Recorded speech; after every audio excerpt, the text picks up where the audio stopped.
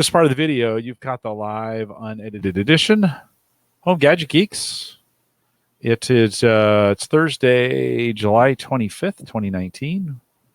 We are in pre-show at the moment. I want to welcome those of you who are joining us both live via YouTube and live via Spreaker. And we'll get started here in just a minute.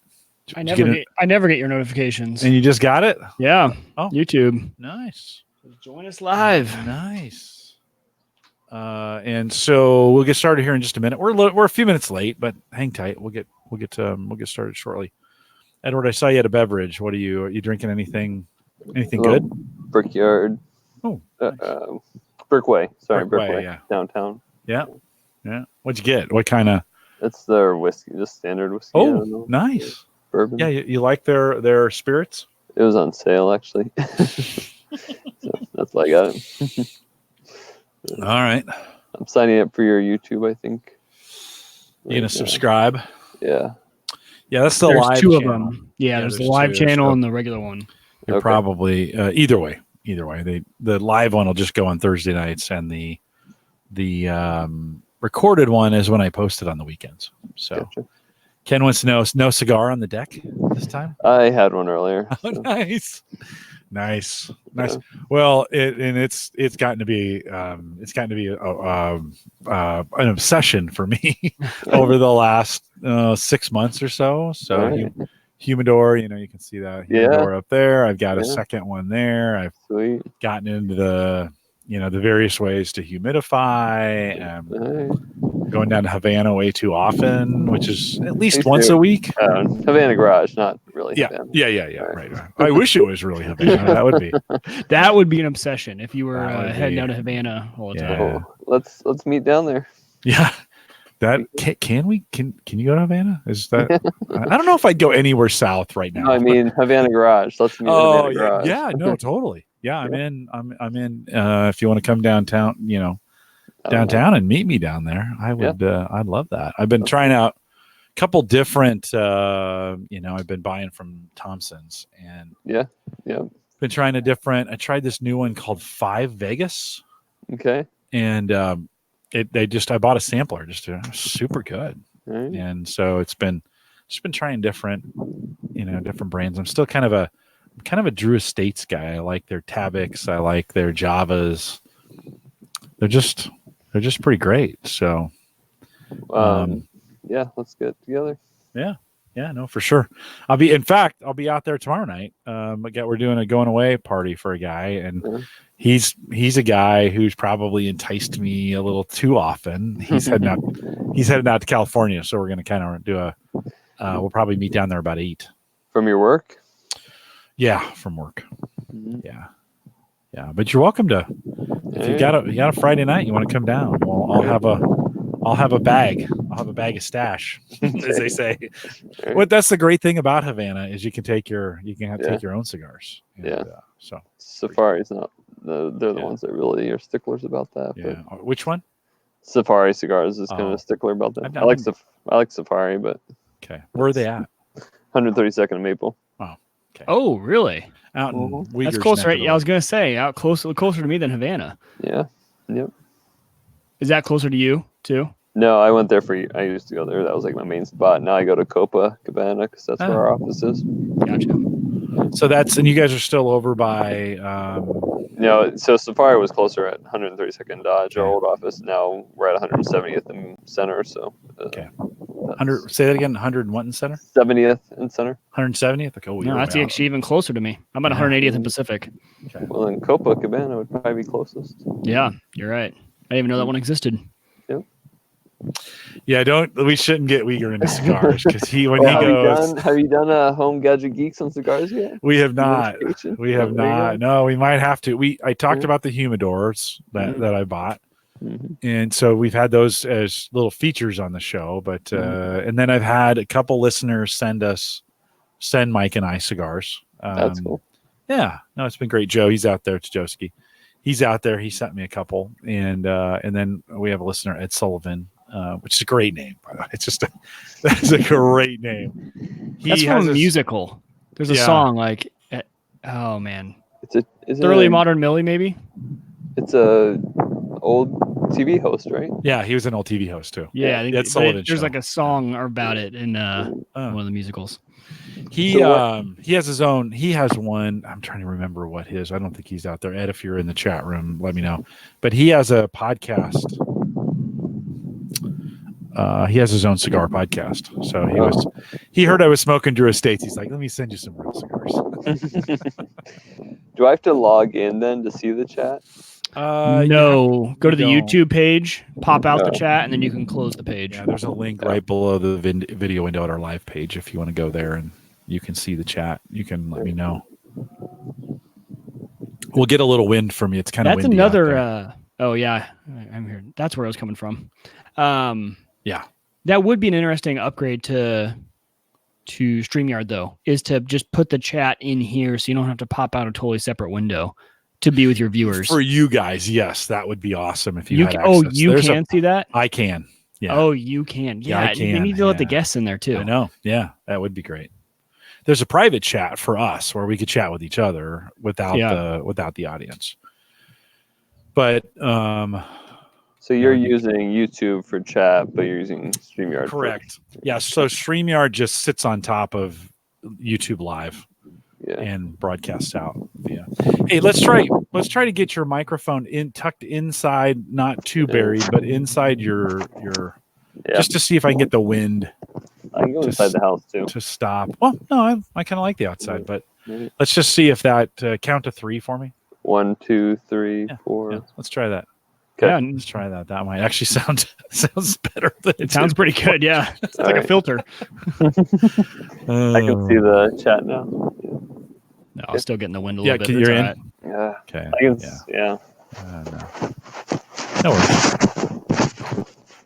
Yeah, let's see if we can just protect it a little bit. So nice out there right now.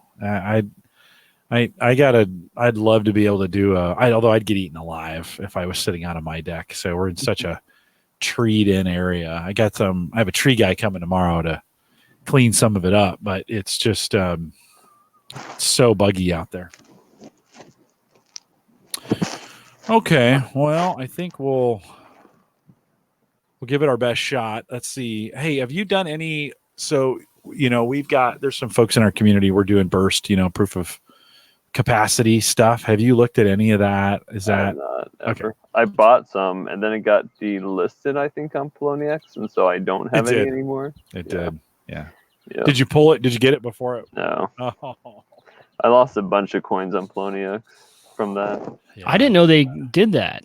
Yeah, because they got bought by. Did they give you a warning? I think they gave me some emails and I just ignored it because it was like nothing worth the burst. No. But when they got bought by that other big company, then I think they started delisting coins more stringently. Started caring about the bottom line a little bit more, maybe. No, I think they care about regulation and just not being accused of, ICO crap coins and stuff. So, yeah. Makes sense. Ken had asked if you had, we have continued to do some of that. That has spurred on 3 other coins. Burst has BHD, Boom, one called Boom, and then there's one called Disc Coin, I think. And it's, it's interesting in the sense that it is, it's hard drive mining. So from a power consumption, when I stopped doing CPUs, and I went back to just hard drives, I mean, my energy bill went down by 1/3. And so, you could still do it. GPUs, when you stopped your Ethereum mining. Yeah, when I stopped. Okay, yeah, gotcha. Yeah, GPUs. Did I say CPUs? Yeah. Okay, sorry. Yeah, GPUs. When I stopped doing those. So, okay. Well, we'll start off with Libra, but let me get this thing. Let me bring this over here, and let me kick this thing off. This is the Average Guy Network, and you have found Home Gadget Geeks, show number 410, recorded on July 25th, 2019. Here on Home Gadget Geeks, we cover all the favorite tech gadgets that find their way into your home. News reviews, product updates, and conversation, all for the average tech guy. I'm your host, Jim Collison, broadcasting live from the AverageGuy.tv studios here in a beautiful Bellevue, Nebraska. And I have both Edward and Mike. Edward's sitting outside. Edward, it's got to be a pretty great night, right? If you're hanging out outside. Yep. Yeah, Mike, have you gotten a chance? I know you've been super busy, but I mean, we had that heat wave, right? I think all of the United States had this monster heat wave. Then all of a sudden, it's like forgiveness. It's like, sorry, right? It was like a 20-degree difference too, because we were right around 100, and then I think yesterday we were in the right at 80 most of the day. It was one of the first mornings that I woke up and my AC hadn't even kicked on because my temperature in the house stayed below my setting, which is always a blessing when that you just see dollar signs maybe coming back into your wallet, not AC just sucking it all out, because during that heat wave that AC just ran constantly. Yeah, it was on a lot. I'm sure Nest thermostats were all trying to figure out what the heck. Well, and that was a big savings for me. Was I had the Ecobee, and we were out of town a lot during it, and just being able to control and set and see what it was doing was actually a real benefit. And that's where the Ecobee, having those sensors in all the different rooms and doing the smart away, it was. I'm sure I did save a lot. It would be really fun to see the savings calculator if there was a way to do that on how much you save in a peak time like that. Yeah, that's the time I've purchased OPPD. That's our power company. They have a little regulator that they'll put on your air conditioner, and during peak times they'll send signals so that your compressor runs every 10 minutes or whatever, and they say it helps. And so I've kind of participated in that program. I got like a $50 credit to get it. We didn't during that we didn't notice. My wife keeps this place frigid. Like, I'm in here with a hoodie on. Like, man, I am freezing. Edward, have you deployed for HVAC? Have you deployed any tech? No, I've not. I don't have anything fancy for that. No. Okay. And OPPD, the way they do that program, because I'm part of that as well, I think they can only do it 3 days of the year, and it's to help them with peak load. But you get that credit on your statement, which is nice. Yeah. And then it does help on those 3 days. Obviously, it's costing you less money because it's just not going to run that outside unit. Your AC will still kick on, as in the blower in the house. It just won't kick on the unit outside. Yeah, there's that was stuff. Go ahead. Edward. Just there is some stuff we're doing at work though related to those topics of IoT in the home and some of it's environmental that at some point we could probably do a show on when I can talk about it publicly. Yeah. That'd be great. Any of those kinds of things would be good. Mike, I think it's more like 10 days, not 3, but I think it's 10, and then they say like no 3 in any 2-week period. It's a weird formula. Like they want to convince you you're not even gonna notice. Right.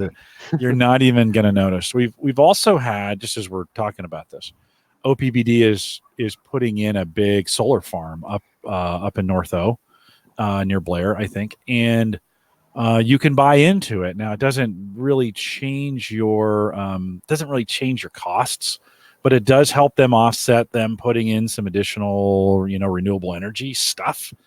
And it wasn't terribly expensive. I think you could buy shares at $100 each or whatever. And then eventually they'll start using, or you'll start seeing that power show up on your power bill for those farms the solar farms that they're using. So at least they're trying. I mean, we're not California out here, so I don't mind them trying. Mike, have you looked into that at all, or did you know that was available to you? No, I didn't. Well, because I've wanted to put solar on the house. That's just eventually something I'll probably get to. But back when I was signing up for the thing with OPPD, I don't know if they still do this, but they offered you 2 options. You could either get the thing installed, or if you had a Nest, they can actually just tap into your Nest and control it that way without coming out and putting that thing on.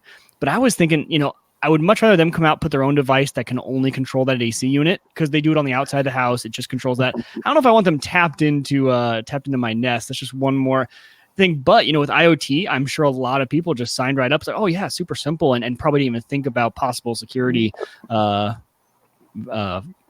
there, Speaking of Facebook, have you guys talked about that much on here? Yeah, we will here in just a second. Yeah. I would love, this house has the best south-facing roof ever. Like, it's just I have a big long roof, faces south, and I just kind of wish I could put solar on there, and then I'd run all my Bitcoin off of it. That's what I would There you go, Edward. That's what I would do. Well, a couple reminders for folks checking in. One, don't forget to subscribe to or don't forget to download the app if you're going to listen to Home Gadget Geeks on the road. Best way to do that, homegadgetgeeks.com. You can support the show on Patreon if you want to do that way. And that $5 plan now has that coin associated with it, the Home Gadget Geeks coin that Ron made for us. And so if you support us just 1 month, I'll send you out the coin, and you can get access to that as well. TheAverageGuy.tv/Patreon gets you there, and then join us in Discord, TheAverageGuy.tv/Discord. All right, we've already heard from him. Edward has joined us back tonight. If you're new to Home Gadget Geeks, Edward is from Alpha BTC and is our Bitcoin expert in blockchain. I should really say blockchain expert, but there's a little Bitcoin in there as well. And Edward, welcome back to Home Gadget Geeks. Hi, thanks for having me again. Yep, good to have you. We're going to talk Facebook and Libra here in just a second, but I want to get a quick update. We know you because you've set up ATMs as well around City of Omaha, I think one in Lincoln as well. Last time we saw you, I think Bitcoin was on the bottom of this, and we might have been asking questions like, "Hey, is this still working?" and those kinds of things. Since then, we've seen Bitcoin recover from 3,500 to 20. It's gone as high as probably 12 or 13 in there. Has that changed your business at all? And how's the ATM business and how are those things going? No, our business has been very good. We've hit monthly highs on a regular basis in terms of volume, and the price doesn't affect that too much. And so I think the price really gets us in the mining side of things, and so obviously we were mining at a loss for a while there, and so we're finally break even again essentially. And so I think that'll be the in that regard, like I'm looking forward to mining at a real profit at some point here in the near term future. Yeah, and probably going to be ramping up the our mining efforts as well. So I just sent out some inquiries about a new batch of mining equipment, so hopefully we'll have some more coming in. So do you feel those as the market was changing? Do you feel the inquiries go up as we saw 6,000 and then 10,000 and then 12,000? Do you see do things change or is it still been pretty quiet? I think there's enough public understanding or knowledge that I think people who want to or are going to get into it kind of understand and know what they're doing now. I guess I should say this, maybe not new inquiries like people asking, but I guess education is to a point where people have figured it out on their own, but they're still buying like new market entries, yes, but not as much of an education process. I think it's just been around long enough that people kind of get it. So yeah. Mike, as you talk about it a little bit, do you get that same feeling like you're not having to explain? I still do when I'm talking to people about it, but do you feel there's less of that now than there was? Maybe people are getting it more? So it's interesting. What I think is people have, at least, because I'm in the finance industry, right? So people generally have hopped on board with this thing as an investment. It's been on the big major news channels enough that they think they understand it. So they're like, oh yeah, Bitcoin. Oh yeah, cryptocurrency. Got it. Yep. And all the prices are going up and they can talk about it. But they're no longer interested because it's no longer like a new tech. They're not wondering the tech behind it anymore. So they're not asking me to explain blockchain as much as they used to, because I think they don't know that there's a big, deep, technological advancement here behind cryptocurrency. I don't know why that change has happened. I think people have it's almost become a common term now. It's no longer something new.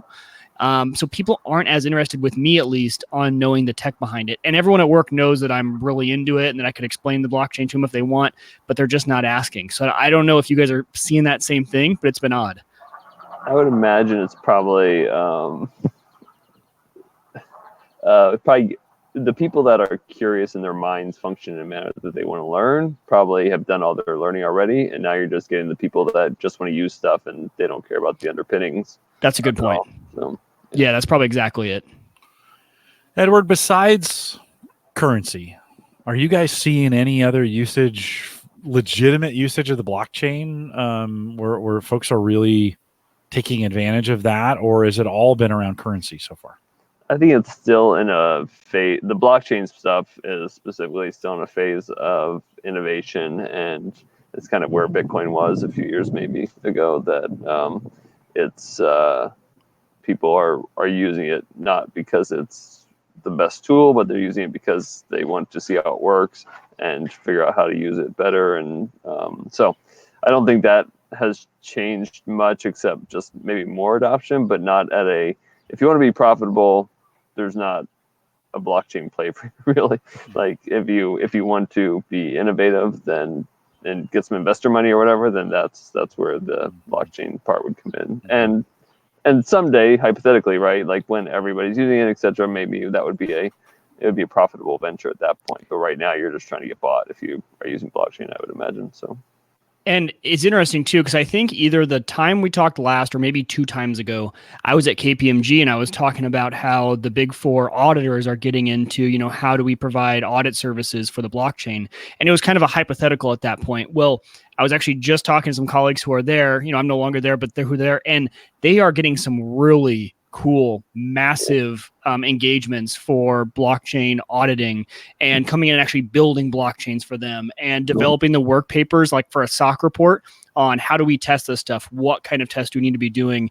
And so seeing that stuff actually happen before, for me, was a hypothetical of, oh, that would be a good market for them to pursue, shows me. And I mean, these are some big players, some big names that you would hear about. And to hear that they're actually working on this in the background, I think there's a lot going on that, Edward, you probably know about, but maybe not the rest of us even know about, that are some big, massive projects that are happening. And maybe they're just not out public yet because they take so much time to develop, because they're really trying to get the fine-tuned details here. And they're big, massive companies who have the pressure. They can't just be a startup who spins it up and then sells it, right? So some of them are looking to really develop a mature product. That has been a lot of fun to see. And like I've always said, good to see that the auditors are actually taking an interest in it so that these things can actually be tested, audited, and the users can have some semblance of trust in the product they're going to be using. Well, I think that, like, yeah, to your point, the folks that have money to I would still consider that an outworking of their innovation arm, or their, like, we have some money to spend and this is something we think is worthwhile for the future XYZ reason. But as far as and so, like, I guess to your point, you know, to answer the question, like, you know, you could talk about Creighton University launched their fintech degree. So they have a degree specifically for fintech. Do they really? Yeah, which touches on, I believe they talk about blockchain and that.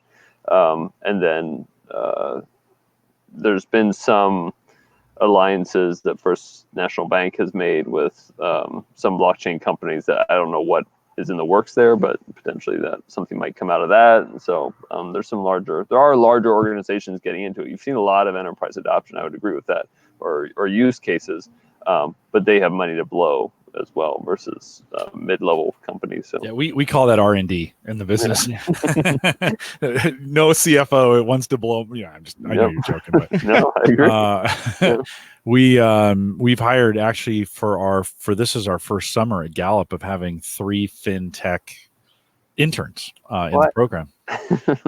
Do you guys even have R&D over at Gallup? Not in the area of blockchain. I can't get them to. Yeah. In general, do you have R&D? Little bits. We do it a little bit different in the fact that we oftentimes work with college students to get that done, but mostly on existing stuff. We have a Creighton student who's a part of our program, and one from Indiana University and one from UNL Lincoln. And so, but we're starting to think kind of along those terms, and I've been trying to get some influence in there in that area to say, hey, we ought to really start thinking about this. Good. We mentioned Facebook, and I think that really, when Facebook made this announcement, I don't know, 2 months ago or whatever, that they were getting into this space. Edward, you probably know it better than we do, but can you do a quick summary, like, if for people who haven't followed what's happened there, or give us just a quick 2-minute catch up on what you know of that situation? Well, we were talking about Nest and giving permission to the utility. So I was asking if you guys had talked about the privacy issues around Google and Facebook and stuff like that. And on the show. Yeah. No, we haven't. No, it's a good topic. We should probably bring that one up, that one back up too. So yeah, Libra is there's 3 parts to it. A lot of what I know comes from Kyle Tutt, who runs around Omaha and talks about blockchain stuff too. And we had a meetup and he gave a good overview of it. So yeah, there's Libra, there's the coin or the for-profit or whatever, there's the nonprofit, and then there's the wallet that is the first wallet that Libra will use. And there's, I think, 28 large multi-billion dollar companies that are part of the node system. And so it's essentially, if I launched Edward Coin and went to the 28 big banks in Omaha, and Edward Coin was, they were all part of my consortium, like back in the R3 days when there were a bunch of banks as part of R3. Those guys then are going to run a node for me. And so because we trust First National Bank, because we trust Centris, we trust that Edward Coin is legit, and there will, and because of the governance around that association, the nonprofit specifically, then there would never be a time where they could do something that was, it's kind of checks and balances for Facebook in light of all their heat that they've taken because of their privacy issues and data. And so hypothetically, you would have to get a lot of large companies who have some value or advocacy in the realm of privacy or how to do things well technologically, that you would have to get them to vote maliciously if something malicious was going to happen, a majority of them. And so that's, you could certainly see where, well, it's only talked about in terms of payments right now, the ability that if I'm here in the US, I want to buy some Libra, I buy it with US dollars. Now I'm in the Facebook Libra ecosystem. So now I can send it to any other Facebook user. They could either keep it in Libra, or they could exchange it into their local currency at whatever they've got some calculations or algorithms to figure out the exchange rate. And in reality, like, that was one thing that I didn't get or still don't understand, is like, what is the if I buy 5 Libra with US dollars, and that's like $1 US or something like that. So I have 5 Libras at $1 US. If I'm in the Kenyan, whatever their fiat is, how does my 5 Libras get converted into Kenyan, right? Is it compared to the dollar at the end of the day? So there's this, kind of this floating balance between, they become a currency exchange on par with any of the exchanges that you would, day trade the Japanese yen in or whatever compared to the US dollar and just make a penny on the difference or arbitrage or whatever. So hypothetically, there's a weird arbitrage thing going on there. And that's probably true with any coin too. So there's a wallet that they're creating, and they're the first and only wallet for now. But then after, I think, a year, that there will be potential for other wallets to use Libra as well. And so yeah, there's different, from the way it sounded, and again, I haven't looked into this specifically, of like, as far as like where you buy the on-ramps, quote unquote on-ramps to buying Libra, are where a lot of the concern and regulation are, because that's obviously where the money laundering is. And so if I have $1,000, what sort of checks, what sort of compliance requirements will I have to go through to buy $1,000 worth of Libra versus $10,000 worth of Libra, right? What are the limits there, and who can you buy from? Could this start a black market for Libra? Just weird things like that. And that's obviously why the government's concerned about it. So yeah. Why not, so why the control? Why not just use one of the existing coins, an Ethereum or a Bitcoin? Why not just do that? Yeah. So there is the way the nonprofit structured, I believe it's the nonprofit, is that these 28 companies there's 28 companies, and I think they're going to go up to a max of 100 companies in the first year, and then like 500 to 1,000 ever total companies in the nonprofit. And these are Uber, these are huge companies like Vodafone, stuff like that, all over the world. There's like one nonprofit in there, and there's one startup company in there. Each of them put in $10 million to be a part of the ecosystem. And what they basically are doing with that money is then collateralized against Libra to, give value. Yeah. Well, to assuage the regulators' concerns that if something goes bad, then we have US dollars to back it, so we can always pay out for the Libra if the price crashes or whatever. So you're taking that $10 million. So I'm Uber. I put $10 million in, and now I have this money in holding. Well, some way the whole math works out is that you're now basically earning interest on your money on your $10 million. And so they've invested in a nonprofit. They get a hefty return on that investment. And so, so that's why, I mean, that's where the whole, that's what backs the currency, and that's what makes all of these players a lot of money and stuff like that. So yeah, add some faith to it, right? You gotta give some faith to the currency, so people, right? To answer your question, why didn't they use a different coin? It's because they probably couldn't get rich off of like just buying Ethereum, right? Like if they control the ecosystem, they can figure out how to reimburse themselves appropriately. Yeah. No, that makes sense. No, now they think of it that way. What's so in a traditional blockchain Bitcoin model, right? You have miners, forging these blocks. Yeah. Is it different in this model? I'm assuming it's going to be a different blockchain, or is it going to be built on top of an existing blockchain, or how's that going to work? They used a consensus protocol from, it wasn't IBM, it wasn't Hyperledger, it was some random, I can't remember. It's a large Marsh or some large well-known IT company that's where they got their consensus algorithm. And as far as the how it's created, as far as I understand, it's essentially on demand.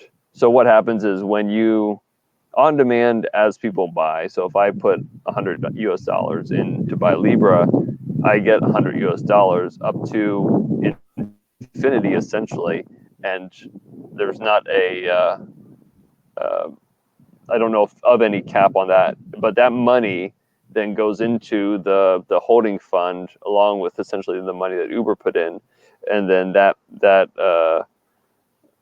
those holdings, whatever percentage, I assume that at some point that won't be 100% with the 10 million that's already put in there. It will probably fizzle down at some point or scale down at some point. But anyways, so that money goes into this holding fund, and then so there's nothing stopping them from continuing to add to that holding fund and generating new Libra and giving you your $100 worth of Libra.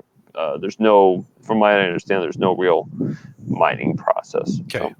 So they're not having to mine and forge and build this blockchain necessarily the way we do it today, or the way most cryptocurrencies do it today. No, and I could be totally wrong on that. Somebody could fact check me, but but there's not a.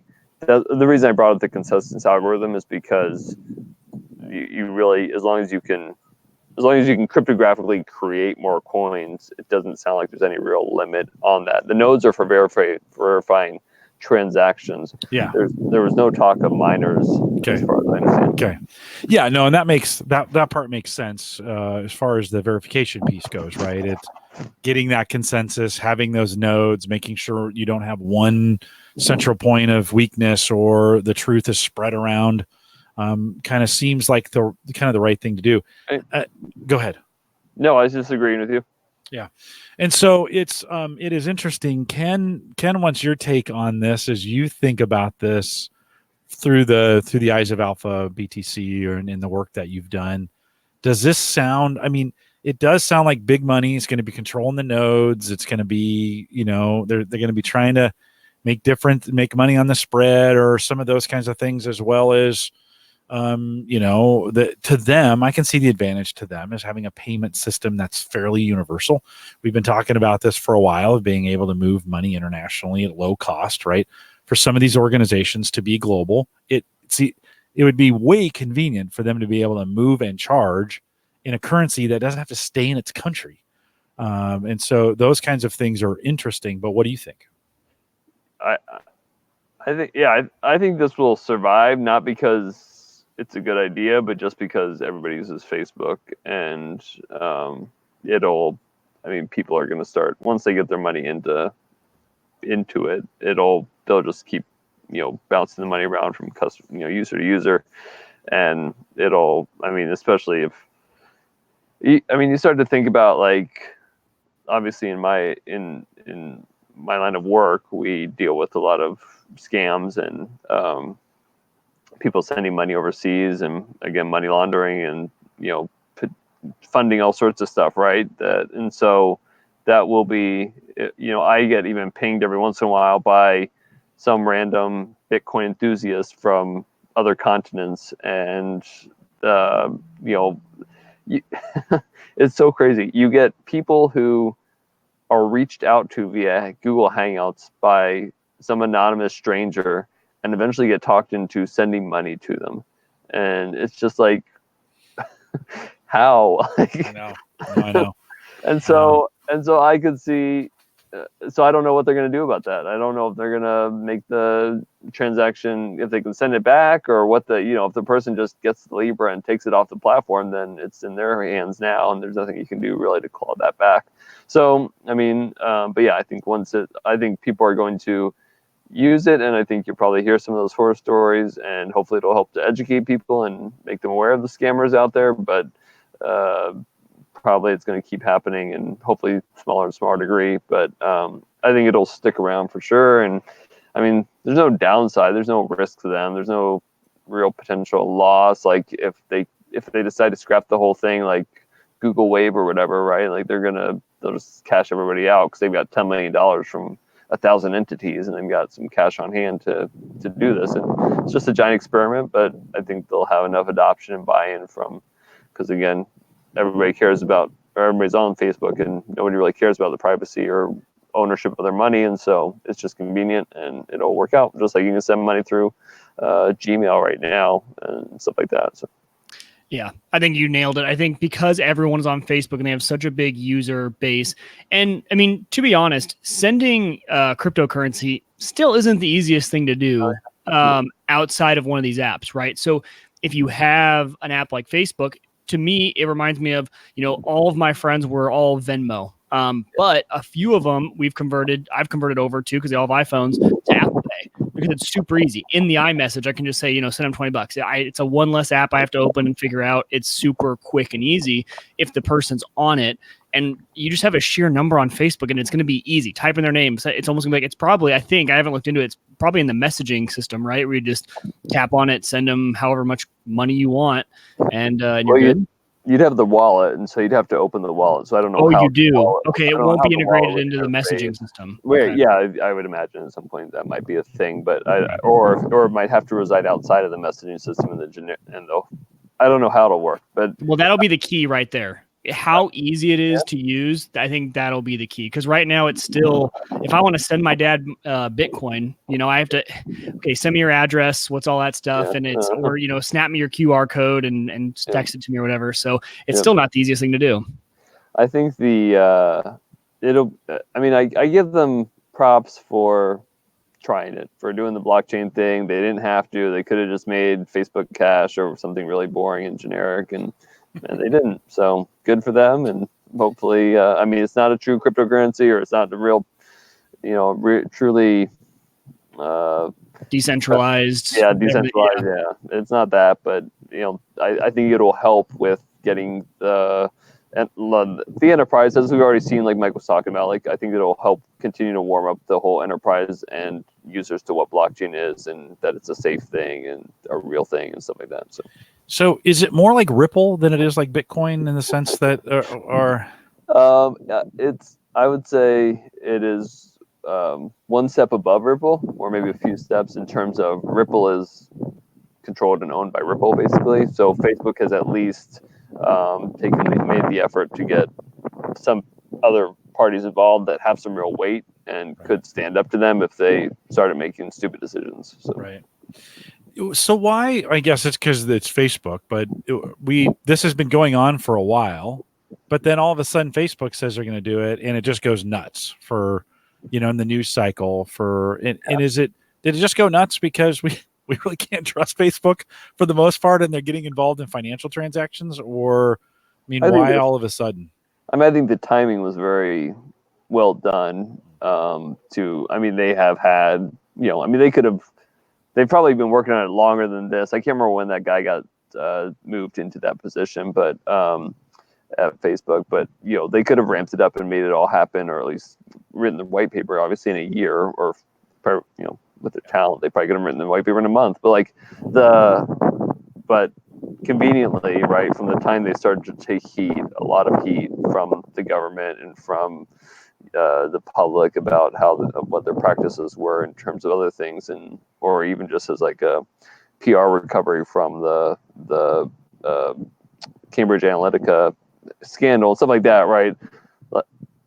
Anyway, so I suspect it's more related to the fact that they're starting to go before the Congress for hearings, that they needed some positive news or different news, and this was their way of getting it. And so, yeah, it's an interesting way of getting positive news. We're also in a news cycle where we're seeing the United States government begin to investigate Amazon, Google, Facebook, Apple for some of the things that they're doing. I don't think it'll be long before the EU does follow suit and goes after those. If not, I mean, in many cases they already have, but I think this is going to be like a Microsoft-esque 90s going after. Once those guys are locked in, they really don't unlock, and so that could be interesting.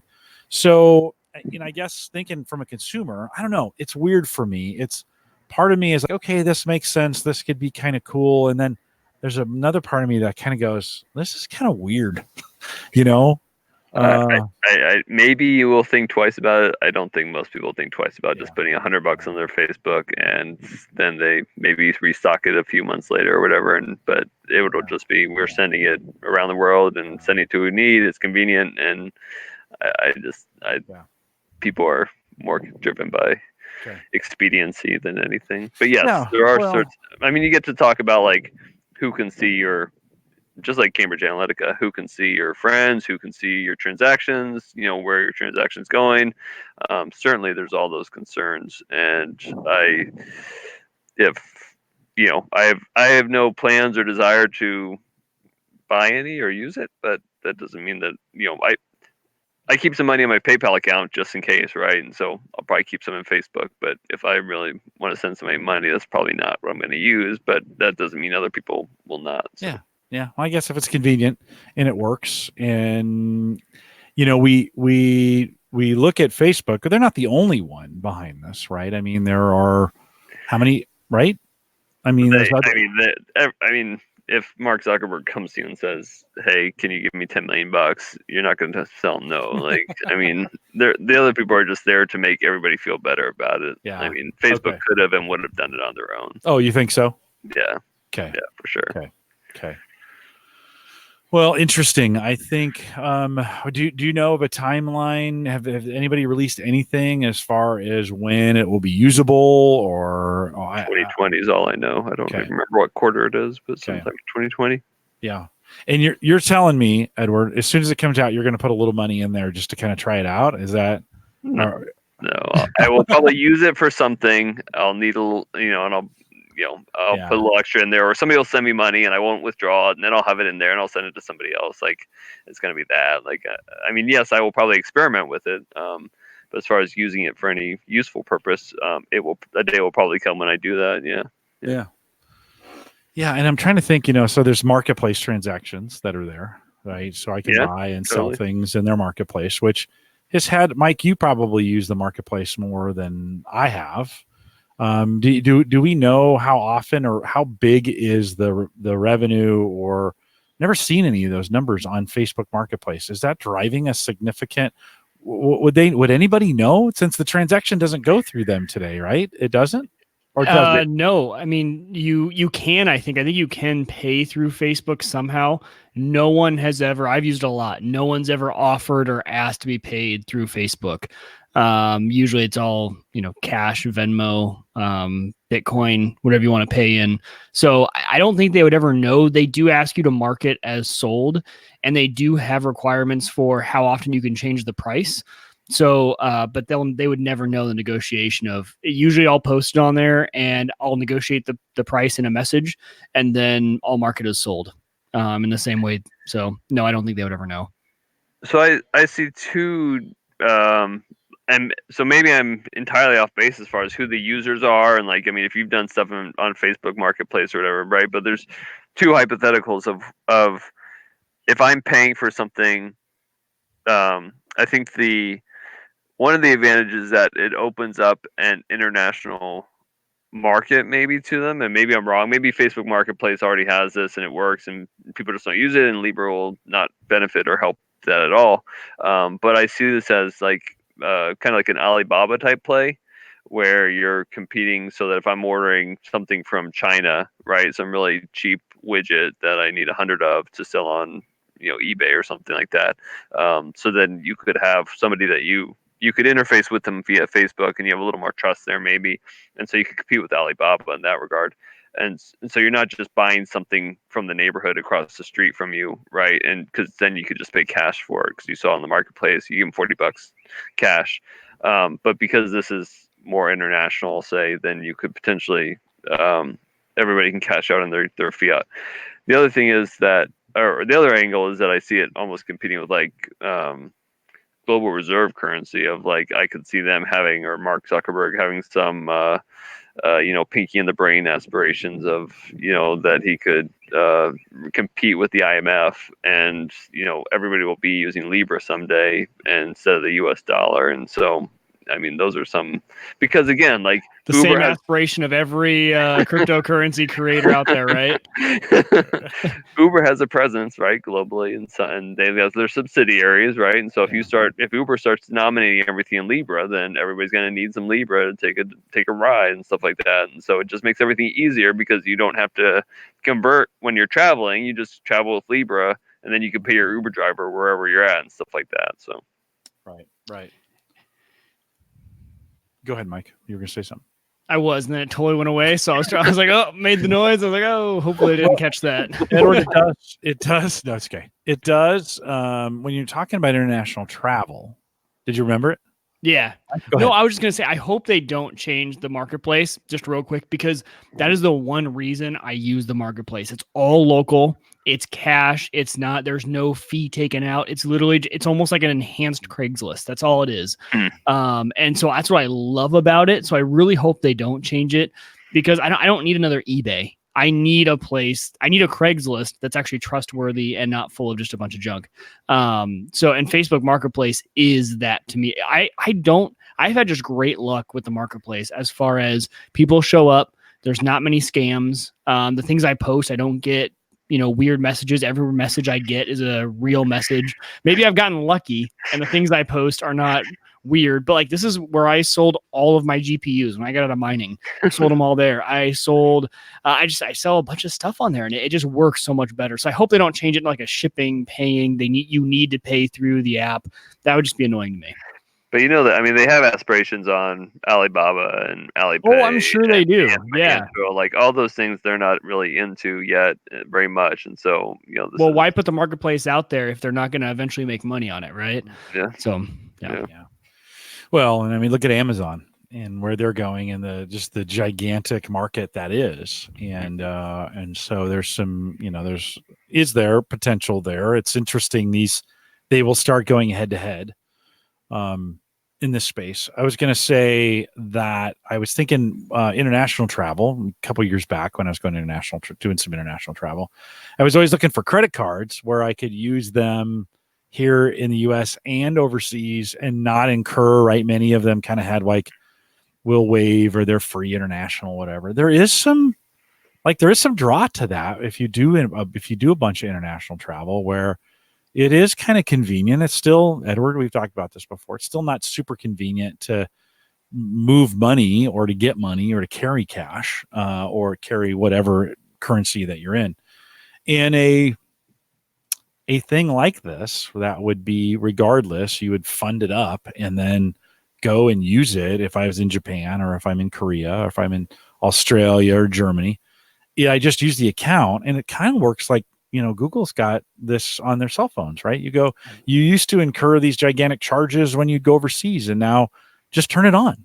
And so I could see how quickly for some of these kinds of things where for those that travel, and I don't know how big the international travel market is or if it's big enough to be a driving force in some of those kinds of things, but man, you could start seeing a market pop up around that where it could be pretty freaking convenient to just have one thing do it all. Well, think of it like Apple Pay, with just tap with your phone and you've paid with crypto instead. right? You've paid with Libra, you've paid with whatever. Instead of swiping a credit card, you tapped and paid with Bitcoin. Yeah. I mean, crypto, like Mike said, crypto has a user interface problem, has had a user interface problem. And so if this is, I mean, as unfortunate as it is, if this is the solution, right, where you're in Switzerland and on an Uber and they, do you take Libra? Yes. Like, I mean, the ridiculous percentage of the world that has a Facebook account, that will, this could be and I think it will hopefully reverse itself back in terms of, like, because of this, hopefully we'll see more adoption in the real crypto world and people will get involved in other things besides just Libra and start to use them. So we'll see. A year back or so, I was spending time with Vince Cerf. He comes to Gallup every so often, and I was talking about crypto to him, and he's a little more skeptical. And he had said at the time, he goes, one of crypto's big problems is that if you have a wallet and you lose an ID, or you lose the password for it, there is literally no safety net. You can't get it back. It's gone. And whatever you put in there is gone. Right. And he goes, there's, for the average consumer, that's just not going to work because they expect to be able to call the bank when they've done something wrong I was just talking to somebody the other day and they're like, why can't, they had called some utility or something and they wouldn't give them any information without certain things over the phone. And it was a bunch of things. And they're like, can't you just verify my information? And many people have been like, no, it's online or nothing type deal.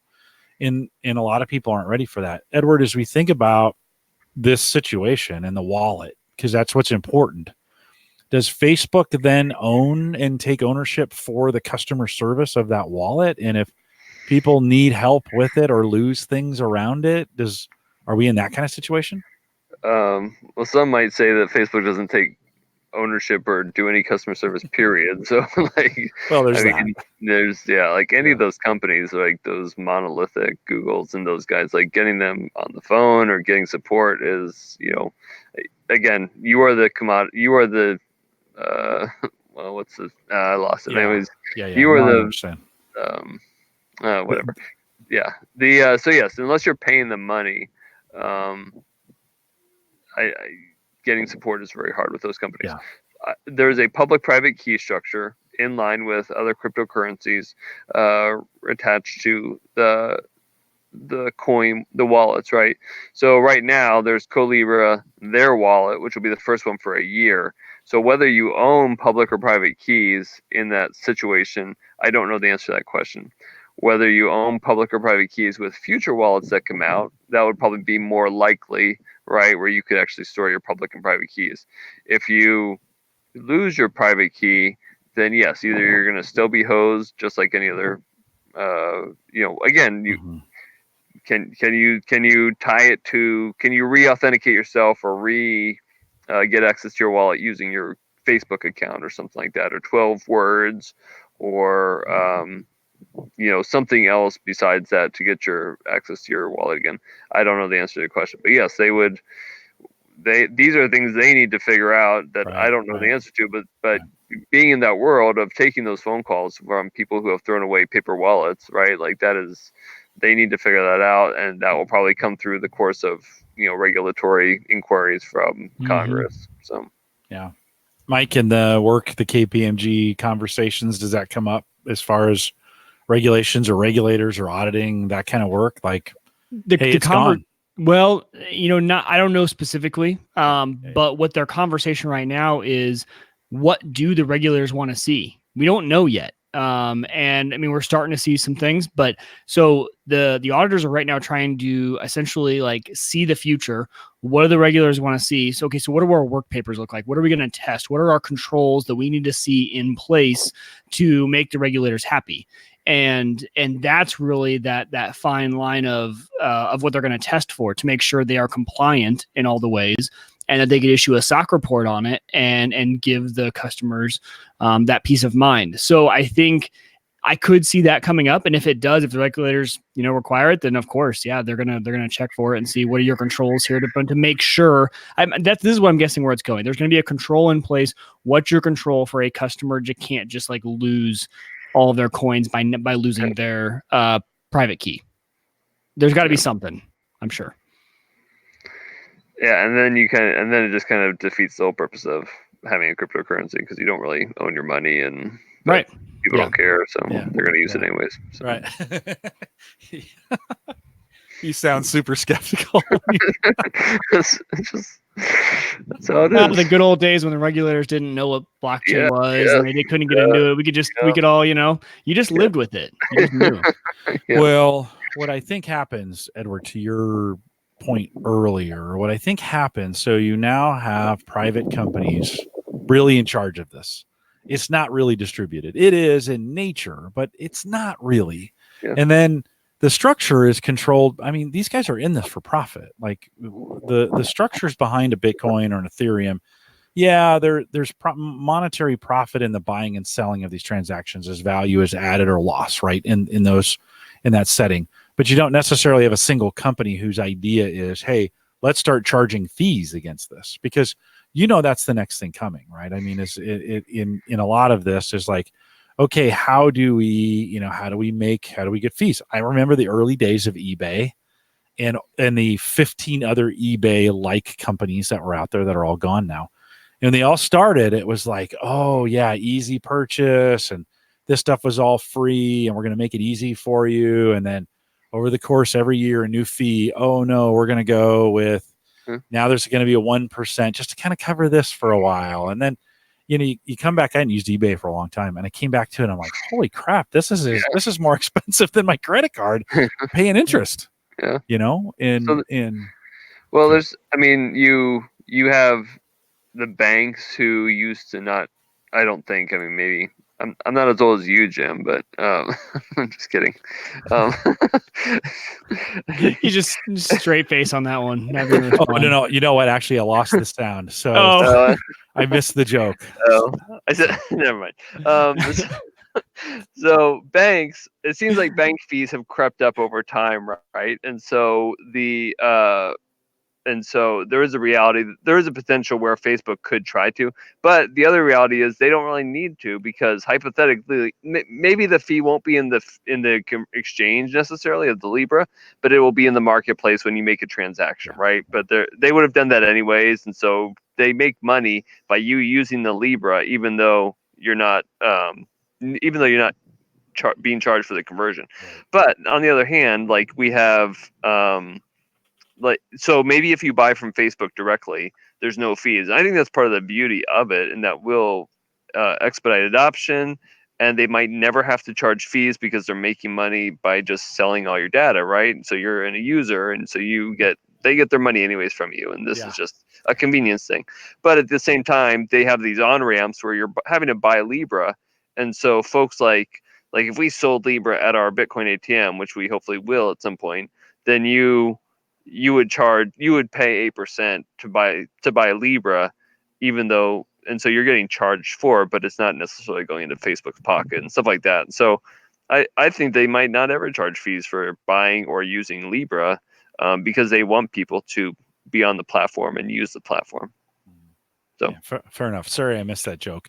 It cut right out, and I was like, oh, I hope I don't get caught on this one. I'm going to act like and then you guys were like, yeah. And I was like, it was an age joke, it's okay. I was asking, so my question was, did back in the day, did they did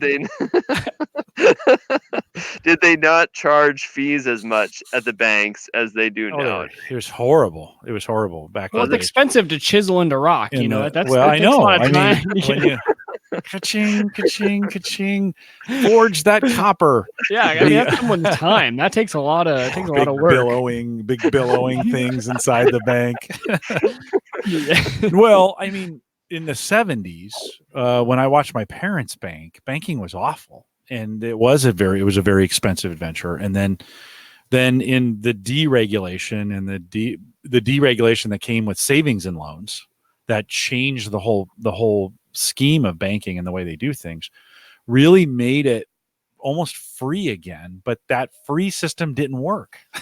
And, you know, as the savings and loans drove the pressure on the banks, I mean, it got us a lot of great innovation, but it drove the price down on the banks to free checking accounts and free everything, right? And banks are like, well, we got to make money somehow in this thing, right? And we found out through neglect and cheating and some of those other kinds of things that savings and loan system didn't work, and it failed, right?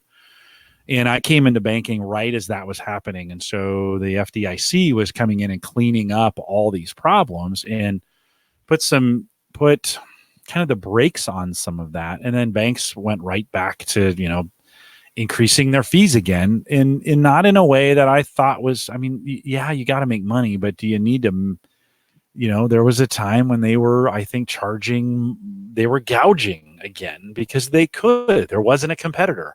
And I'm just in this scenario, I'm kind of afraid this is going to be a single currency without a competitor in its place. And maybe another one will pop up. Maybe Bitcoin will actually be a legitimate, maybe this will drive some innovation with Bitcoin. And on that network, both can be offered. You can come on with Libra and have the convenience of all the stuff that goes with Facebook, but also Bitcoin wallets can come on and still do transactions and do them at a lower cost because there isn't necessarily the fees or the people behind it who have to get paid, who have to make money on that as well, right? You could then compete on the onboarding of fiat via Libra or the onboarding of fiat via Bitcoin, and it creates some competition. And I guess that's what I get a little worried about in a scenario like this, is we lose that competitive, we lose competition, and that's never good for the consumer.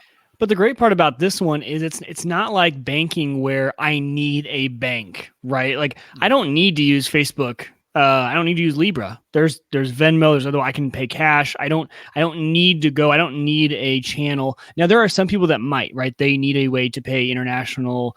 They do that a lot. They transact with family, and maybe they need that. So they might, they might not be able to use. They might have to go look at Coinbase and figure out how to use that, things like that. But I think it's different when we don't need it, and not a necessity. Whereas banking, you need a bank and you need to go. And if you're forced into certain rates and you got to use them, great. But I don't think anyone's going to have to be forced into using Libra, at least anytime soon. Maybe once we start getting into, if it does become the international standard for travel and Uber. But again, how often is that happening? For a select few, a lot. But for the rest of us, not too often. Yeah, I think that, a few things. So you're right. Like, I probably am too optimistic in the fact that there won't be fees charged, right? But like any fintech is constantly competing against the banks and driving their fees down and trying to put them out of business. And so this is just for now, when they're trying to gain market share, right? It'll be fee free probably for a long time. Mm-hmm. And then eventually, you're right, they probably will start creeping in fees. And once they've become the standard, or once they've got a user base, a loyal user base, or have a somewhat monopoly on it. And so, but on the other hand, Colibra, their wallet, right? Like, very easily, most wallets nowadays have more than one coin in them. So it is certainly reasonable that Colibra would be able to hold Libra and Bitcoin and Litecoin and Ethereum. And then you're not beholden to their system of doing things, and you could potentially use other cryptocurrencies. And so you're not, if there are fees, right, hypothetically, you could use something else instead to get around it. Facebook just doesn't have a good record of playing well in that space, right? Of saying, oh yeah, let's all get along. This isn't Microsoft. They're getting a lot of heat, though. I hope that they do get their act together in response to some of the things that they're being questioned about. So well, it is interesting, and I think when we I do want to see competition, Mike. In 1998, I don't think you were born yet. In 1998, I was 7. Okay. I could buy the early, let's just say 97, 98. The early online shopping at Christmas was from a bunch of different companies that were competing for my business for gifts for Christmas. And so it wasn't just Amazon. And today it's really just Amazon, right? So 20 years later, there's one company left when you think about online retailing. Now, there's little tiny ones that are still doing stuff, but when Amazon offers something, even the next biggest one, Walmart, they buckle to it. They're followers, not leaders. They're not doing Walmart's not doing anything innovative around the retail space of changing the way. Yeah, they've got brick and mortar stores and people can come in and pick things up in the store, but that's not really changing things. Amazon is still a big leader in that. And I don't think that it's working for us today, but I don't think that's a healthy retail option to be if they own everything. Yeah. And so I'd love to see us continue to move in a way where there are multiple players in this and they all kind of work. Edward, as we think about that in the 2 or 3 years we've been talking about this now, is Bitcoin, Ethereum in your opinion, making progress on more adoption? Is it getting utilized in other areas? Is it making progress in an area of being utilized more for whatever that scenario is? I think we've seen, since you and I last talked, the Lightning has made a lot of progress, and so I think we are going to see some, the benefits being, one, minuscule fees, and 2, really fast payments, and it will become more of, I'll say, like a Libra, right, where it's kind of just has an expected user behavior, which Bitcoin has a lot of unexpected and unexplainable behaviors from a user standpoint that they don't get. And so I think Lightning Network will make it more of a PayPal, where you're sending money and you're seeing it right away and stuff like that. And so but aside from that, which is not, that is it's kind of a decentralized effort to launch Lightning. Decentralized effort. Well, it was a decentralized effort to develop it, then it was to launch it. Now you've got some testing and beta stuff going on, and then eventually it'll go to mainstream. But all of those things there's not like a huge marketing push behind it, because there's not somebody that's got a whole lot of money behind it to push it. And then you've got to still teach how to use a wallet with Lightning and stuff like that. So that is very slow in slow adoption, as we've seen over the past 10 years with Bitcoin. And so, yeah, it's nothing compared to a behemoth like Facebook. And so, other than that, I mean, as far as like who is doing more or using Bitcoin more, or spurring on Bitcoin adoption, nothing comes to mind right now that's really moved the bar at all. I just think we're just seeing gradual user adoption, gradual user acceptance of it, or public acceptance of it. Nothing really has been major since you and I were last on. Okay, so still the same. I mentioned it in the beginning of the show. We've seen Bitcoin go from a bottom of 3,500 up to 10. I think we're at 9,000 today, but it's hovered in that 10, 11, 12 range and come back. As you're thinking about, a why for a move, if there's been no major innovations going on, why are we seeing a move? And the rest of the coins have moved accordingly. Ethereum, everybody else has kind of gone along with it. Is it just a renewed interest, or any speculation why it's moving again? Probably the two biggest things that come to mind are the Facebook stuff. I think that kind of moved it from the 8,000 to 10,000 range. As far as where or why it went from 3,000 to 8,000, probably just typical market dynamics more than anything. Maybe the just miners wanting to make money. And I mean, you could hypothetically say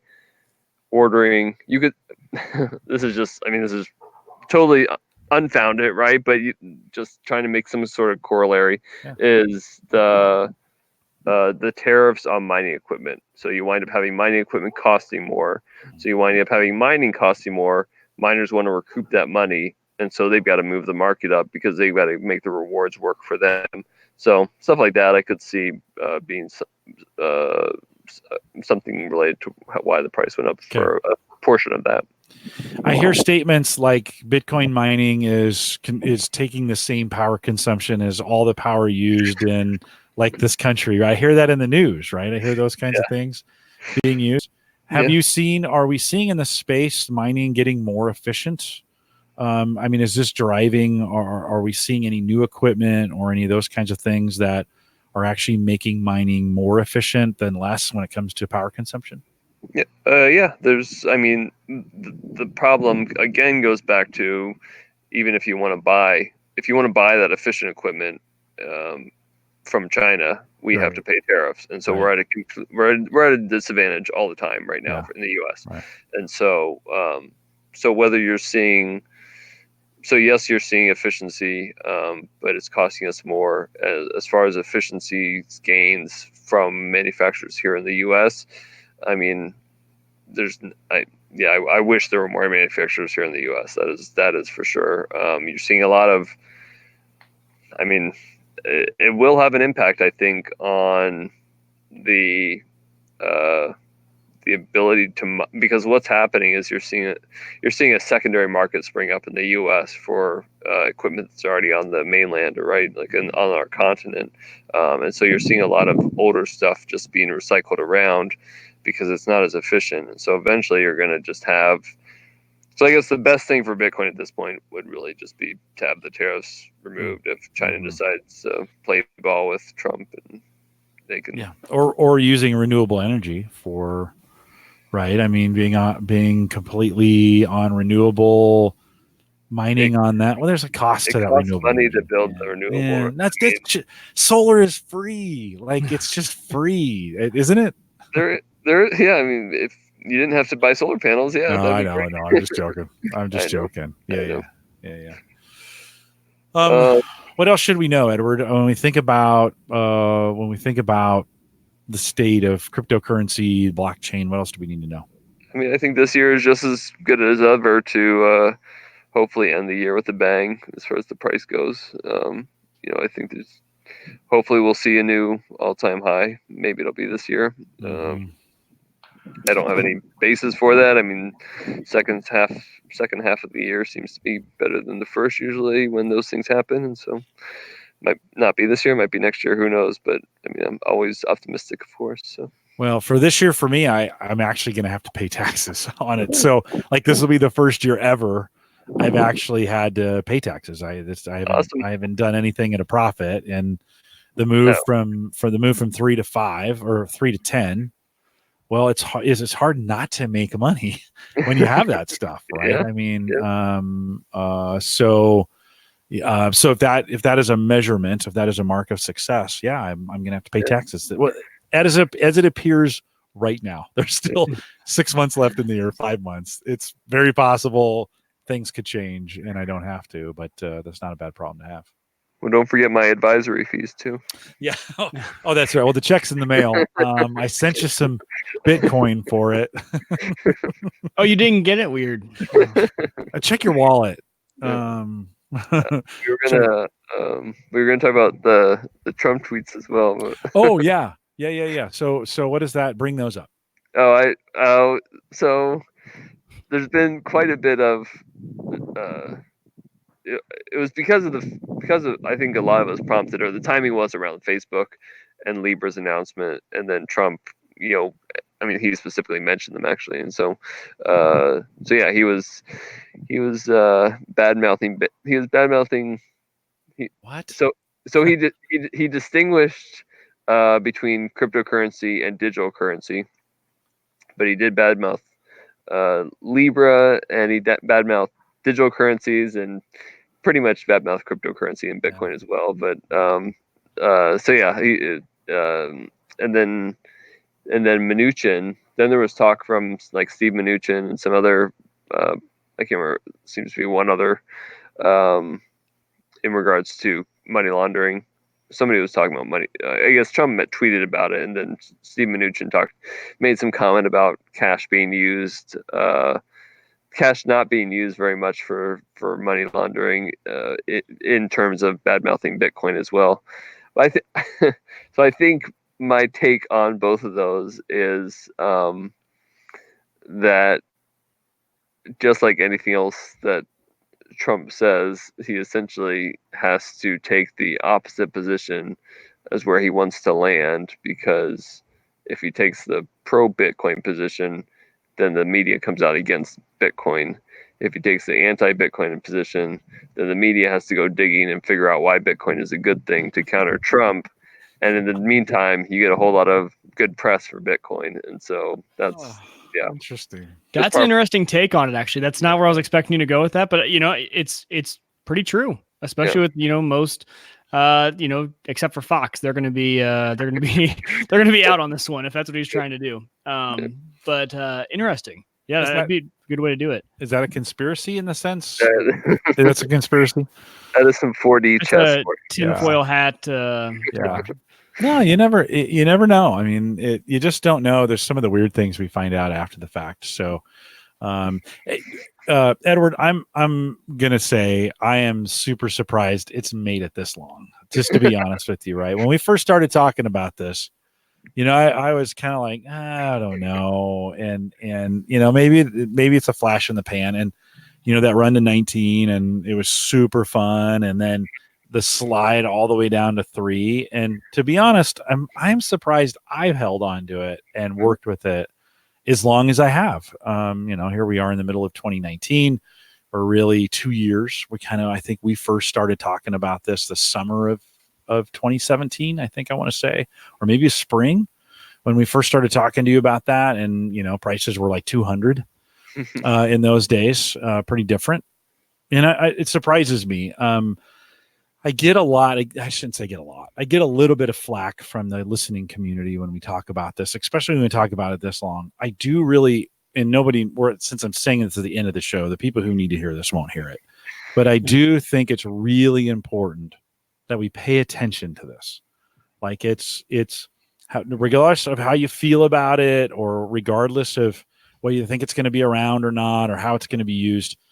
I think it's important enough, and it's going to be a part of something. We don't know what, but I think as a consumer, you gotta know what's going on with this, and you gotta stay educated around it. I just don't think it's one of those things you want to, wake up Rip Van Winkle someday and be like, "Oh, where did this Bitcoin come from?" Type deal. I just don't. I think you want to stay. You kind of want to stay out and ahead of it. I do. I mean, I've got some hopes for some of the investments I've made in Bitcoin to help me pay off the kids' college. That's kind of the goal right now. I'm not gonna hide that. I'm in, having $10 is more than I had if I didn't have it before. It's $10 more than I had before. I have a little more than that, but I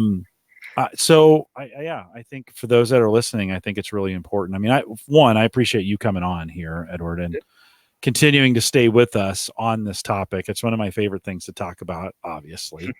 But I appreciate you coming on and doing this with us. Mike, anything else you want to add?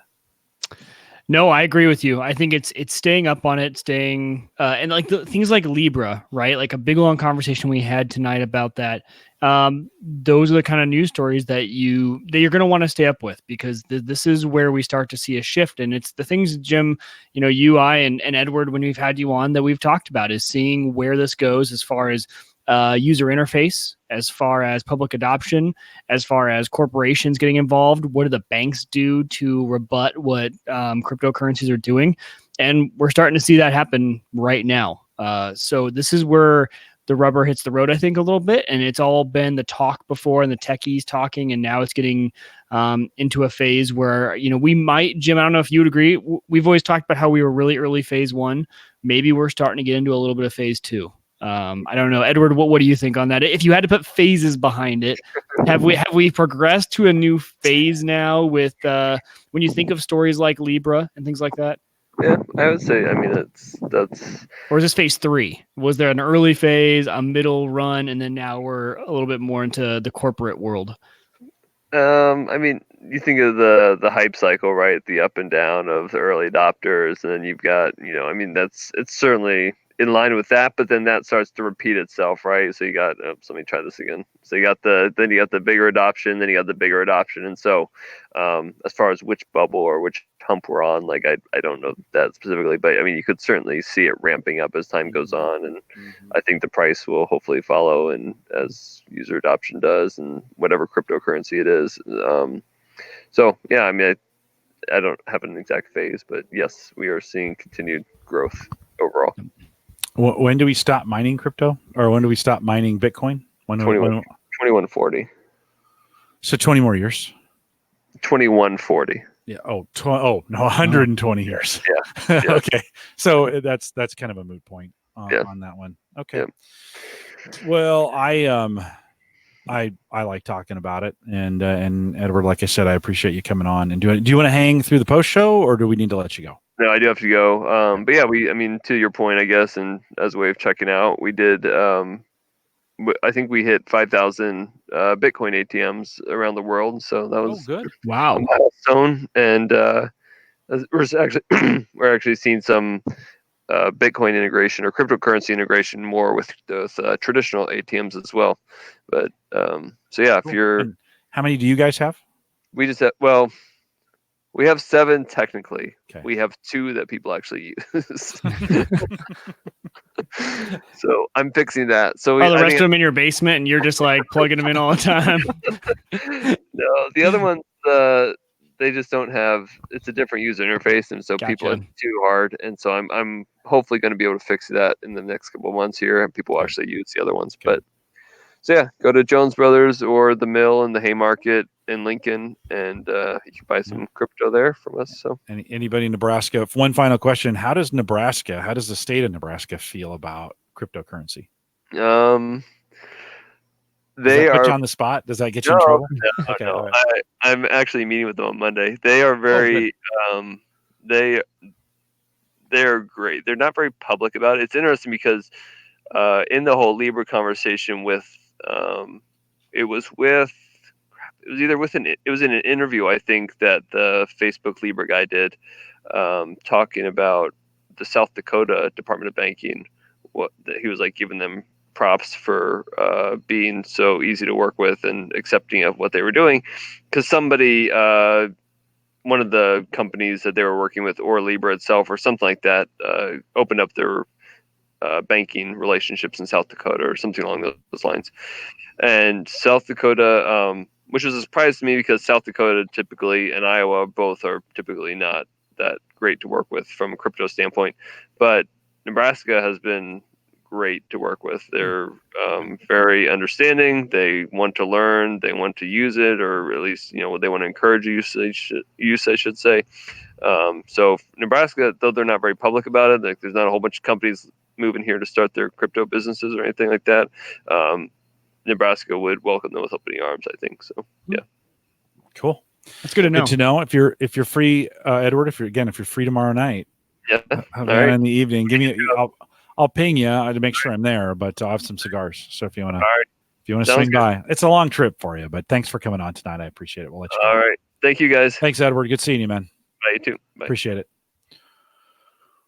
All right. Another successful crypto review. I think there's some teeth to this now. Like, it's not just a pipe dream. Like, we've been a year ago, or like, well, who's using it? Well, nobody.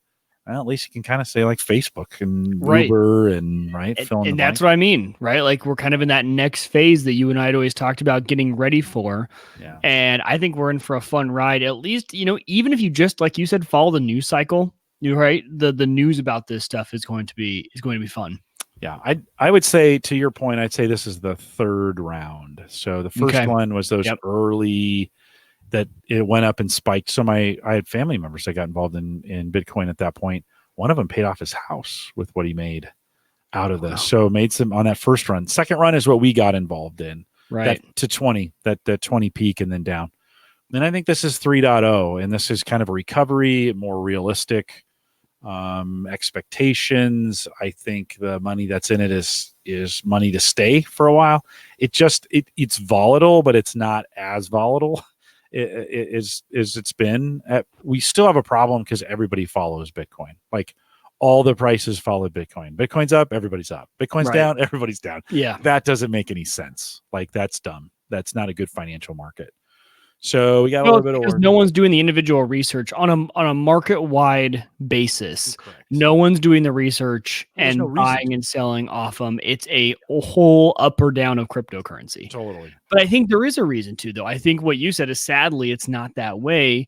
if you compare it to the stock market, where the stocks, yes, they do rise and fall together, but there's also, they all do their own thing, right? They do. And there's fundamentals. There's fundamentals. Yeah, exactly. This is the argument. There's just nothing to base a cryptocurrency off. Right. Like, what news are you going to go off of? Like, well, they still have the same model. It's just belief, right? How much do you believe in that model? It's not a business. It doesn't have any news to go off of, right? It's like 1,000 companies and nobody's made a profit yet. And right. Nobody knows who's going to be the first one to make a profit. Exactly. Right? Yeah. Yep. And this isn't unprecedented. I mentioned this, in the late 90s, there's all these companies, Toys R Us and Amazon and Shop.com and a whole bunch of these, right, that were trying to do this retail model. And there were hundreds of them. That's maybe too many, 50s of them, maybe, at least here in the United States. And nobody knew who's going to win. And they were giving away free. I remember we used to get $10 coupons, like spend 30, get 10. At Christmas time. Kohl's is like the only people still doing that. No, right on. Well, I mean, bucks or whatever, right? We spent those like crazy during that time, or we were financially, those were some lean years for us. And so, yeah, we were all in on that. But it was pretty common to think we had bought Christmas gifts from 5 different retailers in those days. Now they'd all be Amazon, right? For the most part, right? Maybe, And you brought up a good point. It's even hard to try and shop local now, even if you want to. Mm-hmm.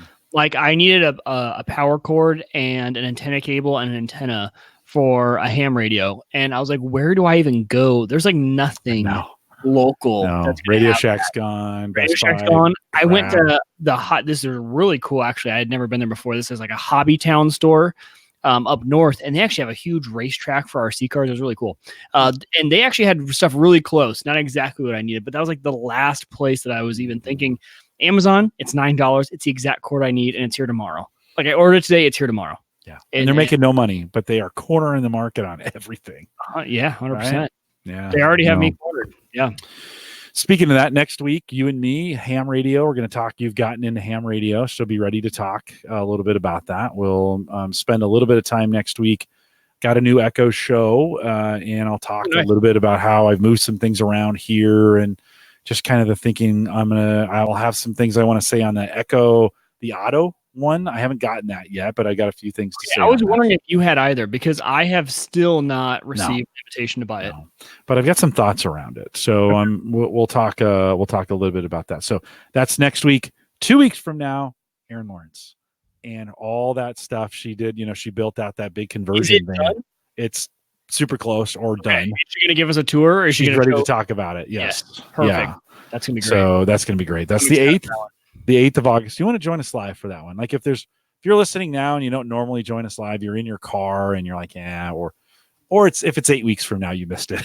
But if it's not, you should come out the 8th, August 8th, and join us. Erin always does good. There'll be a week off. I'll be at Podcast Movement on the 15th. So headed out to Orlando, all things podcasting. No sense trying to do a show from there. And then Cody Wheat, who that's a name most people don't know, but Cody does a show called Shots of History, and it's all about the history of alcohol.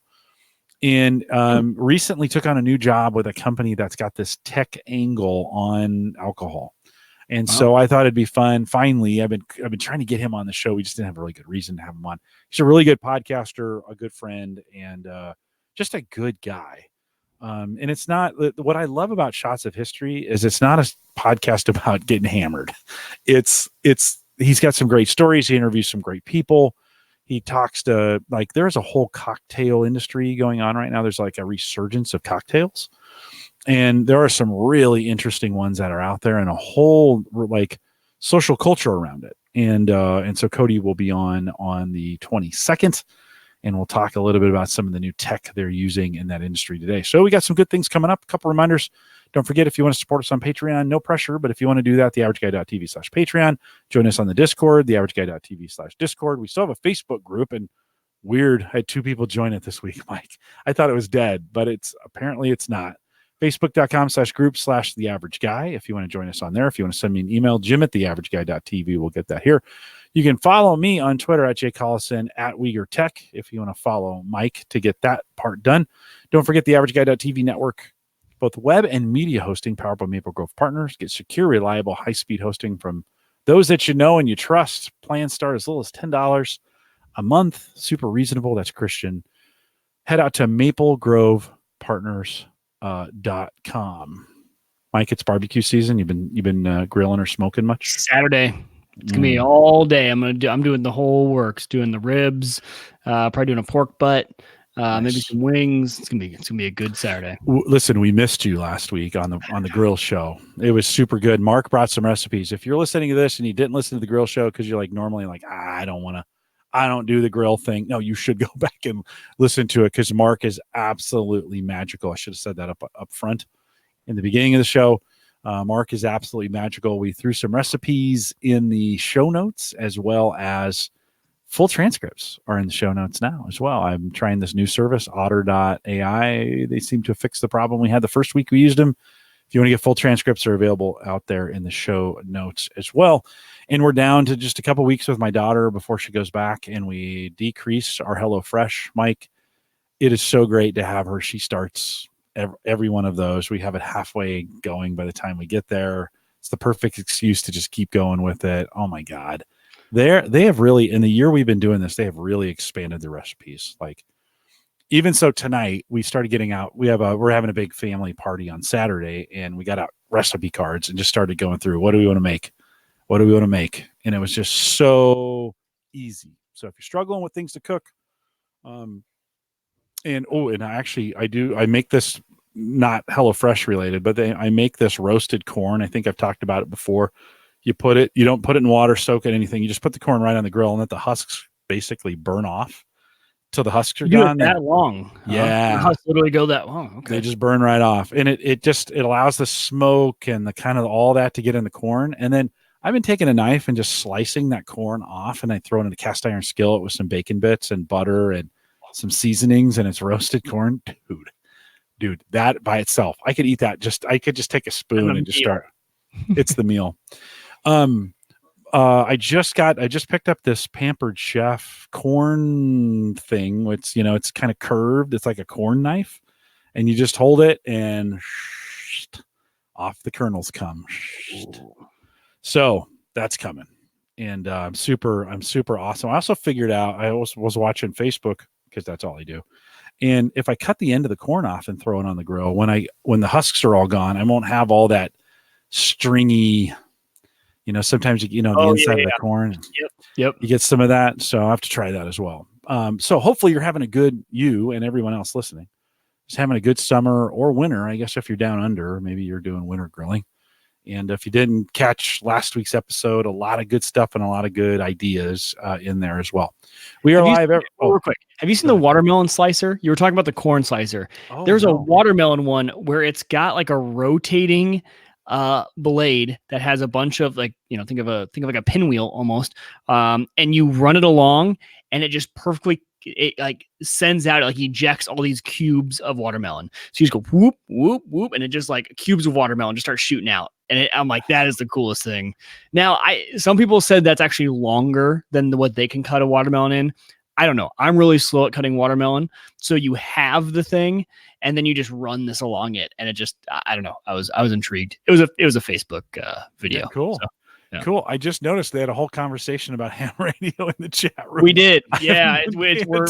We're me and Justin. I think so far, I think Justin might be one of the only ones in the group that is into ham. But if you are into ham, let me know before next week. Maybe jump in the Discord and throw out there if you are into it, just so I know the interest level of if you guys want to know about it. Yeah, but we're going to talk about it anyways. It'll be fun. We're going to talk about it anyways. I'm interested. I'm an old CB radio guy, so I'll have some context. When I was in high school, I did a lot of CB radio, and I'd kind of like to get back into. Oh, I shouldn't.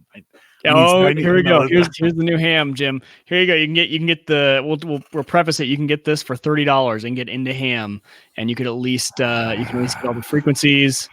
$30. You'll be driving around your car. It's awesome. You're like, oh man, what are they talking about? I need another. Joe says just the food ham. We had a long conversation last week about what spam meant.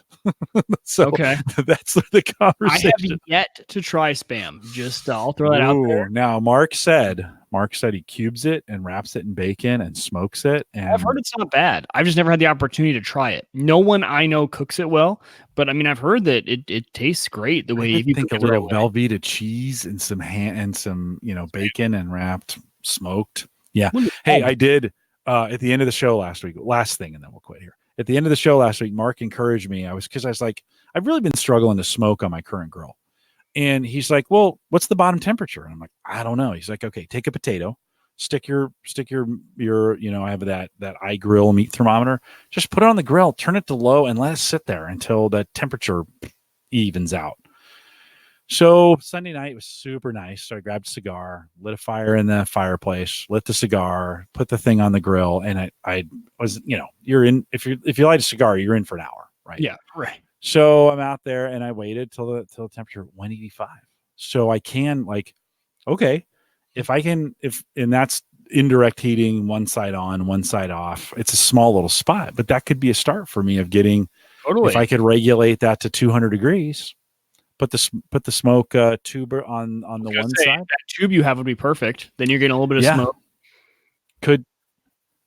Could change the way I think about smoking on the grill. So I'm, Sarah said we're having the kids over on Saturday and she's like, well, maybe we'll do baby back ribs. And she was joking. And I'm like, oh yeah, I'll smoke them for sure. And then she's like, no, I was just kidding. I was like, well, why would you kid about something like that? Yeah. Don't kid about that. It's not something you joke about. Why would you kid about that? So we are live every Thursday, 8 p.m. Central, 9 Eastern, out here at theaverageguy.tv /live or /live, whatever you want to do. No crypto tonight, because that's all we talked about in this show. So if you're like, Jim, when's the crypto going to come back? Well, we'll talk about it next week. I want to thank you guys for joining us live. We'll have a little bit of post show at the end here. And with that, we'll say goodbye, everybody.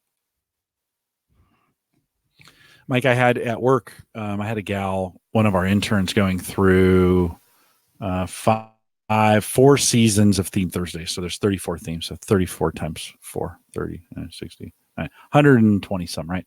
Episodes of Theme Thursday. And at the end of Theme Thursday, I end it a lot like I ended here. And I always say, with that, we'll say goodbye, everybody. And actually, I think I say here tonight, and with that, we'll say goodnight. But anyways, I say at work, and with that, we'll say goodbye, everybody, every show. And she had to listen for that moment because they had to back it up 20 seconds to add these end cards in. And so the next time I saw her, I came up and I was talking to her about something and I was just about to leave. And she goes, and with that, we'll say goodbye, everybody. You're going to start being known by that, right? Your little, well, it's funny, those little things you say all the time. It's what Emily did, right? She makes a bingo card out of it and, makes t-shirts, right? Yeah. Catchphrases. Yeah. With that, we'll say goodbye, everybody. Yep. It got me questioning. Do I say that here too? I thought I said goodnight here because it was, but maybe, I don't know. I have to go back and listen. Say with that, we'll say goodnight, everyone. Good night. Maybe I say good night here. You do. At work, I always say just say goodbye. Gotcha. So, interesting. So what did I miss in the chat around ham? Now they're talking about spam. Justin's into it. He has a big setup. But obviously being in Australia, if I was on HF, it's not impossible for us to reach that, but that's high frequency. We'll talk about this next week, but I'm only using the 2 meter band, mainly because that's what the technician license gets you. Apparently when you go to take the test, they have you so the technician, I've done all the practice tests. I'm gonna ace that. They encourage you to then take the general because we'll just take the next one and just see, because doesn't cost anymore. We'll give you the test, see if you can pass it. So maybe if I end up getting into general, but high frequency gear is expensive. So right now we're just getting into the 2 meter, see how it goes. But HF is where all the fun is. That's where you get all of that. I mean, that's the long distance, right? I'm talking to California. I'm talking to other countries. You get contacts. You have contests to see, hey, can I get a contact in all these different states?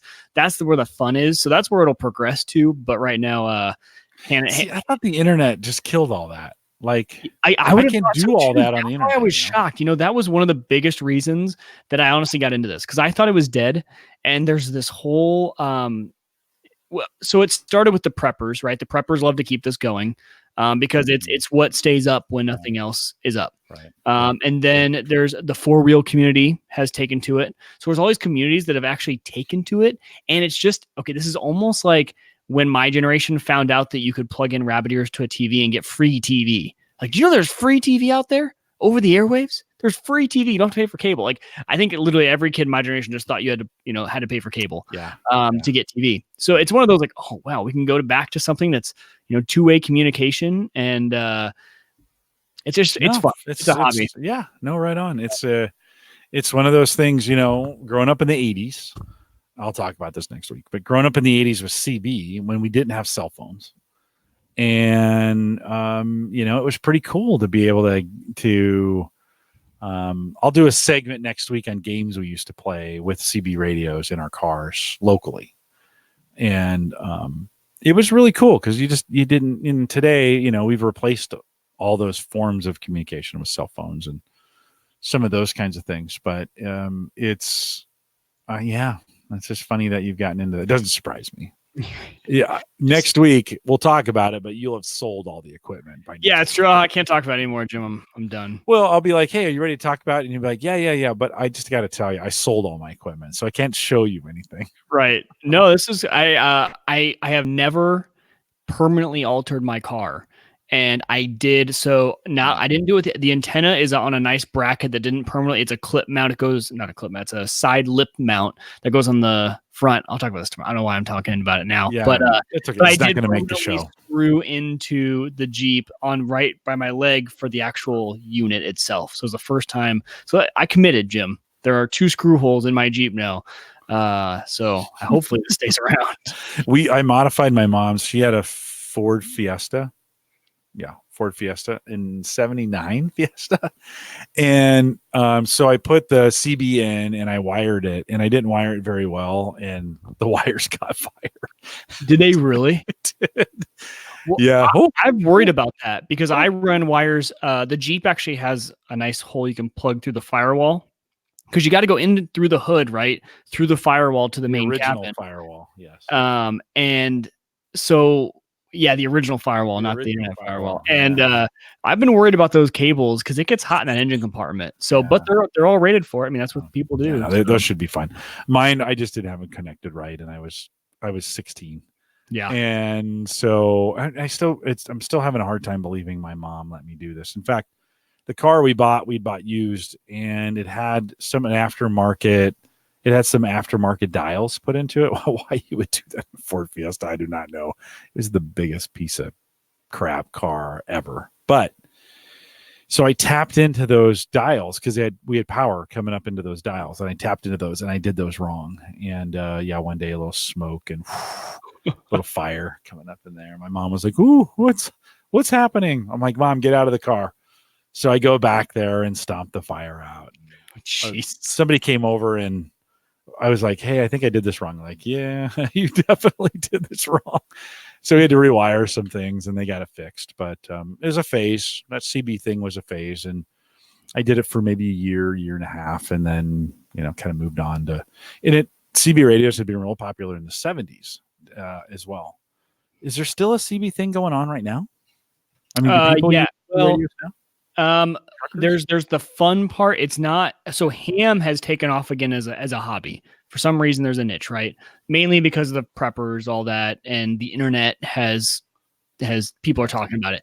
CB is with the off-road community because it's legal. So there's the off-roaders who use ham, and a lot of them don't get licensed and do it illegally. Then there's people who's like, well, why don't we use CB, guys? It's legal. Everyone can have one. You don't need a license. Go for it. So I think there's definitely the off-road community. No, not as far.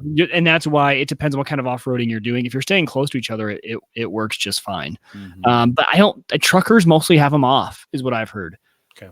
So usually you're not going to pick up anything too much as you're driving down the road. And the other part about that is it's pretty much for driving, right? Whereas ham, you have a base station in your house and you're communicating on nets because it's like we'll talk. I'll save it. Save it for next week. Save it. Yeah. Save it for next week. We used to drive. Of course, I lived in the Bay Area and mountains all around, and so we would drive up into the mountains at night and see how far. Same kind of thing with CB. See how far you could get that signal out, and I think I was able to get like into Central Oregon from Northern California on a CB on a clear night with up in the mountains with. And it was super faint, but you could push you could push a CB. Yeah, you can get a CB to go ways. Okay. Now, got to be perfect conditions.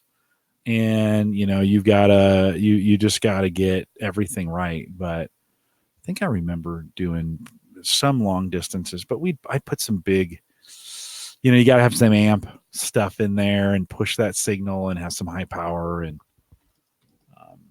anyways, and burn the car down. Well, so for example, today I hit a repeater 35 miles away in my car. So 35 miles, that's a good way to go. Yeah. And I was picking it up, could hear them clear as day. Now I do have an external antenna on my car, but still, 35 miles. Yeah. It'll be fun. We'll have fun conversation. No, it will be a fun conversation. I'll share some of the things. I want you to tell that fire story again. So I want to hear that. Yeah. No, it'll be more fun to tell the game that we used to play on that one. That was still, and I'd love to play that game today with CBs and queuing up. So that'd be super cool. Guys, if you're listening live, thanks for coming out. Mike, hang tight for 1 second. Yep. And we'll see you guys back here next week in a big ham radio CB extravaganza. God, now I want to go buy a CB radio. We'll see you guys next week.